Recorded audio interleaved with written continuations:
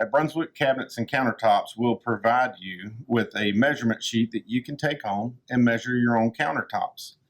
It's basically laid out if you have a U-shaped kitchen, an L-shaped kitchen, or if you have straight islands, straight bars, vanities, or a kitchen that may have a peninsula.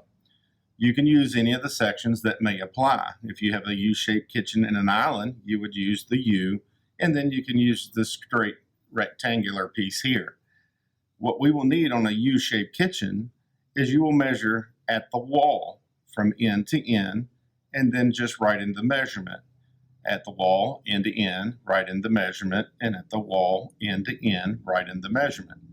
We will need to know the widths on both ends because oftentimes a peninsula may have a larger overhang for people to sit at. If you have an L, you would do it the following way. Hypothetically, if your kitchen is 97 inches long and 118 inches wide, and your countertops are typically going to be 25.5 inches wide, but please measure yours to let us know. It could be 24 to 25 to 26. So let's say it is 26 inches wide.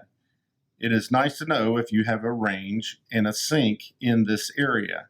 If you could simply just put an X of where the range or you have a sink in this area. That way we can allocate, we know ranges are 30 inches wide and can be reduced from your overall square footage to give you an accurate quote on your countertop.